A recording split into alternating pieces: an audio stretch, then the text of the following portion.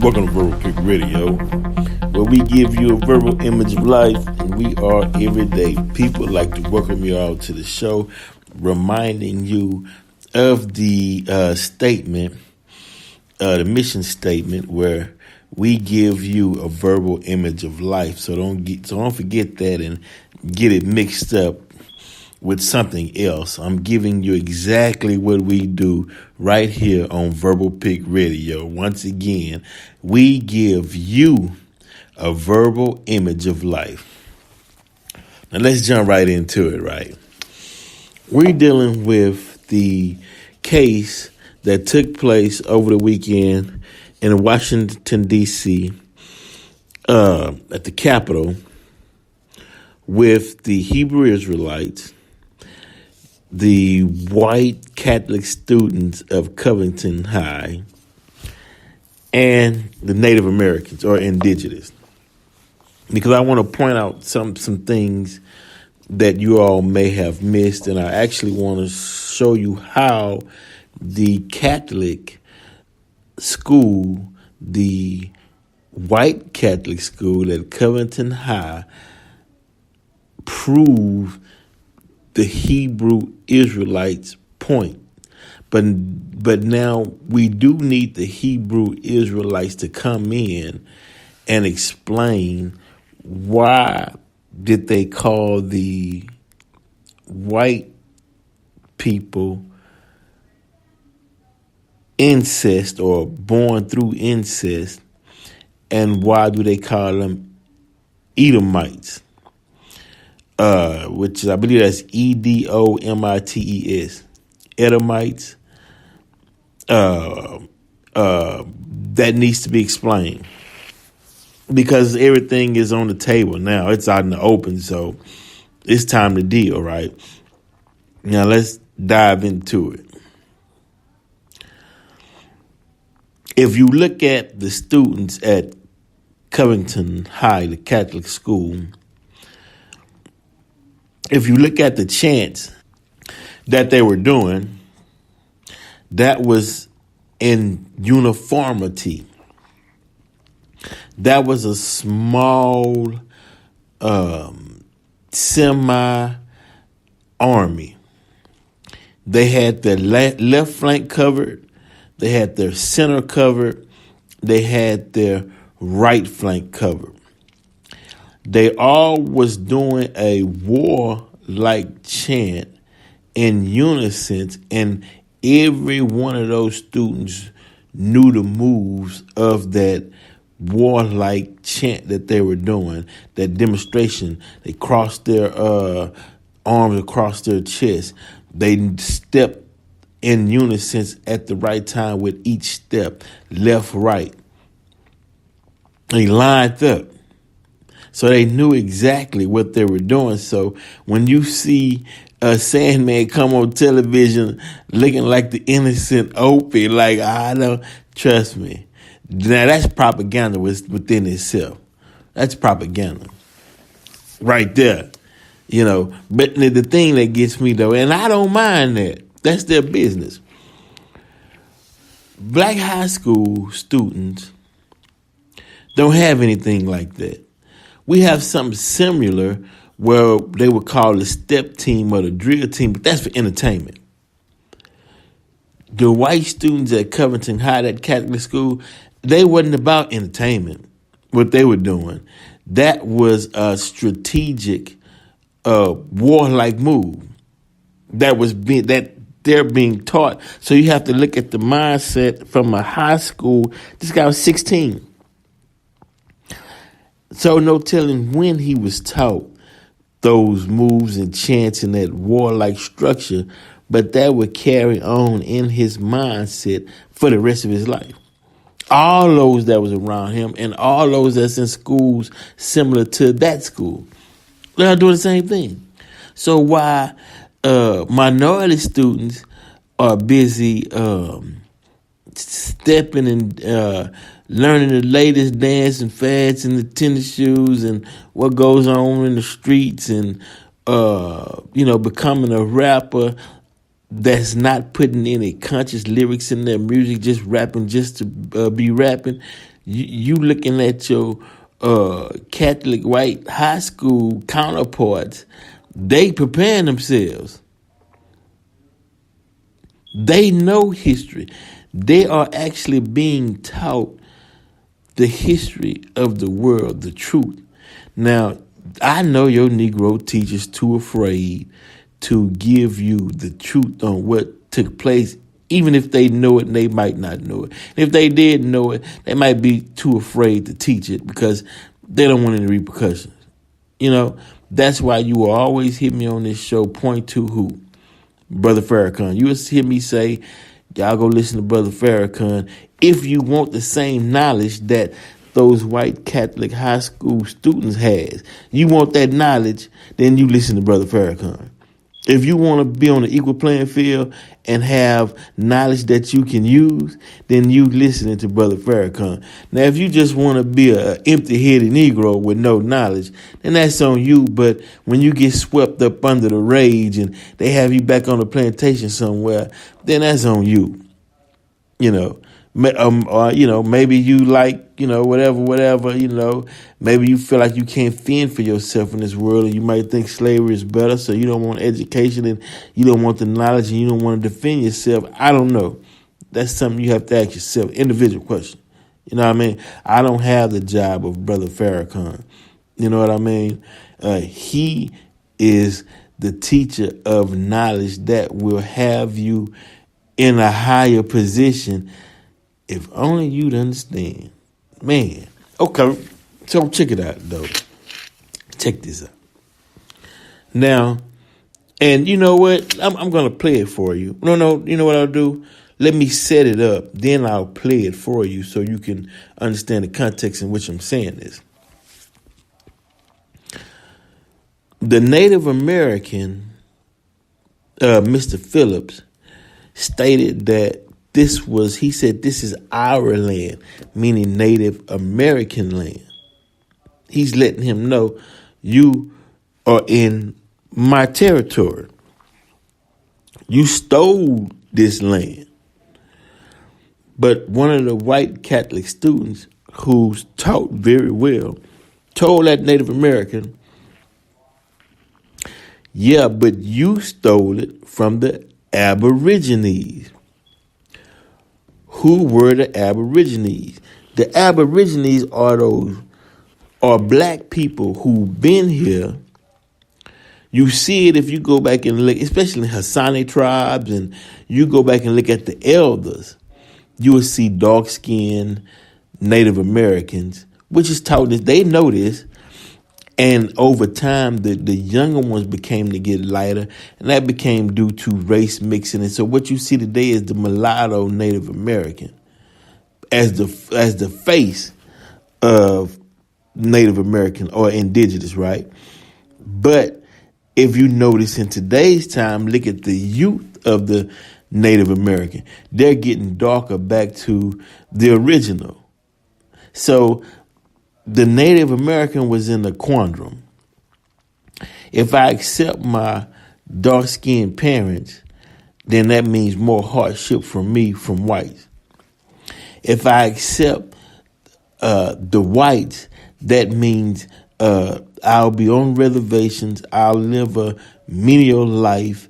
I might get some government aid. I won't be on any fertile land where I could produce crops, but I'm alive and I don't have to fight. But if I accept my dark skin roots, it's on. So they decided, hey, look, we'll go on these reservations and we'll just produce amongst each other, and we'll keep the darker skins that come out that comes out of this union, we'll push them to the back, and the lighter skinned Native Americans will push that agenda forward. That's why you hear the Hebrew Israelites calling them or told them that you all were praying to totem poles or whatnot. Something to that effect. but they was telling you when you used to pray to Yahweh. That's why you hear that it was said, hey, Yah, hey, Yah, hey, but they really was saying Yahweh. Okay, now, the white boy response was, and the white student response was, because we're going to keep this on an educational basis, because I want to see that debate. I want to see that Hebrew Israelite, because see, and that's another thing why Trump say the media is fake. The media need to have a representative of the Hebrew Israelites on their show to explain their terminologies and their points, the bullet points on why they believe what they believe, and the proof to back it up. We need to have that. That has to happen, because you had everybody else on the stage. You had the Native American on the stage. You had the Sandman, the white Catholic on the stage, but no Hebrew Israelite to explain his position. So that's biased, unfair. So Trump can call it fake news, whatever, because you're not getting all sides of the story. So anyway, the one of the white Catholic students stated that in all history, land has been stolen. That's the way this thing works. Bam, bomb shit. He dropped the bomb, explaining to you the ideology of the European, because the Visigoths, the Goths, the Saxons, the Norsemen, they all conquered, stole land, took slaves, and that's how they came into power. That was their mindset.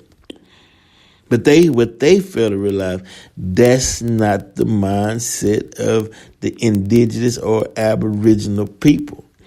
That's why the Native Americans said, we don't have walls on our land. This is our land. We not allowed to put walls on the land, nor do we have prisons. Telling the European, your way is not our way. This is not what we do. So you can't put a wall on our land. That's what they're saying. So, and the white student at Covington High stated that the land was stolen. He didn't just wake up one day and it just popped out of his head. This is what he's taught. And all of those gestures and that when they're standing in formation in that crowd, they're showing you that we military formed to protect what we stolen. As youth, we would grow up with this belief, and we will protect what we've stolen. And we're not taught this in the public eye, but it spilled over into the public. It was, how can I say, it was brought out into the open. The cover has been removed. Now we see what's being taught, and now they gave us a glimpse into their mindset. That's why the school was like, okay, we'll take all our social media stuff down. We'll take our Facebook, our Instagram. Because they've been exposed. Now everybody's peeking into that school, looking at what's being taught in their ideology.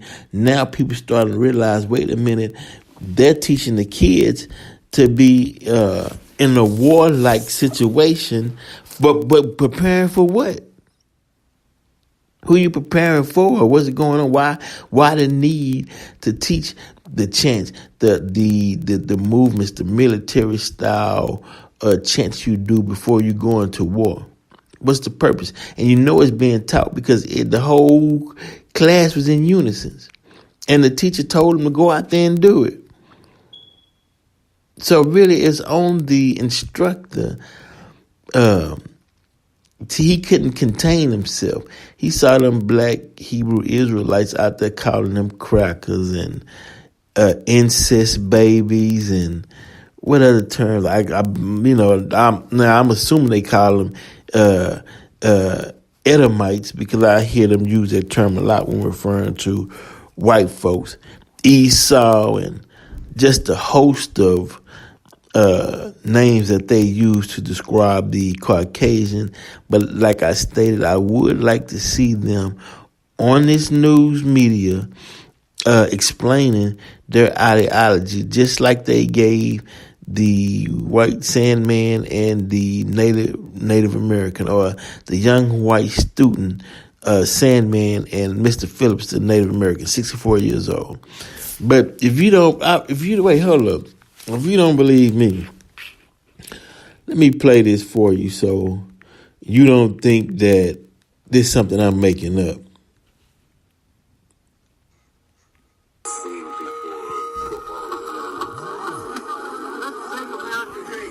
And as Phillips begins to leave, a young man offers a parting remark after one of the Indigenous marchers reportedly called America stolen land. And y'all stole it from the Aboriginals. Y'all stole it from all history. Land gets stolen. That's how it works. Now, let me interpret that in case the sound wasn't clear. She reported one man had remarks after the Native American said, y'all stole the land, dealing with stolen land. He said, yeah. He agreed, yeah, we stole the land. He said, but you all, he's talking to Mr. Phillips, the Native American, but you all stole it from the Aborigines. Who were the Aborigines? The Aborigines looked just like the black Hebrew Israelites, just like the black people you call African Americans who been here. A lot of them didn't even come from Africa. You only had a small portion that came from Africa to the Americas. Actually, what they saying is, now look, these are two. Oh, how can I say it, man? I don't want to say two. You got one thief and one participation in the theft. That's not right either. That's not right either. You got one thief and you got one person who saw the crime taking place but said nothing. Okay, let's put it like that. That's even better. He's stating that see what happened is the black people that's in America, you are the Aborigines. Or as the Nation of Islam calls you, the original man and woman of the planet Earth. But you are the Aborigines, who he was referring to, that the native, this new native that you see, stole it from the black people in America. And both of them are trying to hide the fact that it was taken from us. But the thing about the Native American, the Indigenous, is we are family, and the fact is just that some of the Europeans, some of the Europeans, raped the native women and became lighter, and then some of the native men married or had children by white women, and over time, and as I stated, you put them in that one area on one reservation, they only populating amongst themselves over time.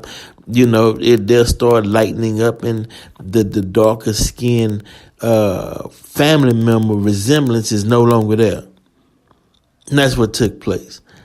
But the black people you call African American, especially in northern Louisiana, Texas, and Oklahoma, and Alabama, that's walking around thinking that they descendants from Africans 400 or 500 years ago is just not true.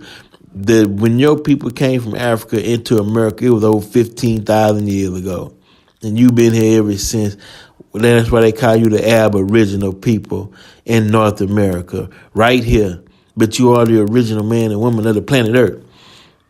And so he let them know through their teachings. Now, he's taught this in their school curriculum that white people stole the land from the Aboriginal people, really. They stole it from the Native Americans, and the Native Americans stole it from the Aborigines. And some of the portion of that is true. But when the European first arrived here, who did they see on the land?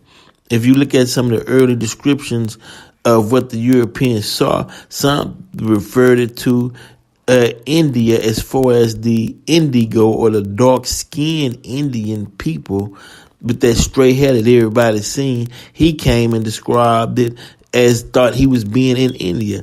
Then you hear some European explorers talk about how how dark the skin was of the people that they found here in North America. And just look at the early accounts in the drawings that they had of the original Native Americans when they first approached.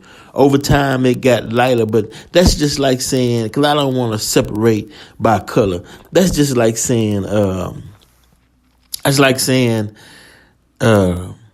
got a cousin that's a mulatto, but he stays still family because they're, first of all, not just the one drop rule, but when you look at them, you don't see no white. The hair kinky, they got the nose, they got the lips, they got nothing but black features. The only difference is they're a little lighter, but we look the same. If you get what I'm saying. So that's an important statement that, and I want to rerun that, show you how important that was. It says stolen land. That's coming from the natives. You white people stole this land. White folks, yeah, but you stole it from the Aborigines. The Aborigines is like, huh? Wait, this used to be our land? Wait, what's going on? Who we are? Wait, they told us that we all came on slave ships out of Africa, and we had nothing or no stakes, no claims to this land. Like what Malcolm say, you been hoodwinked, you been run amok, Plymouth Rock landed on you. You already here.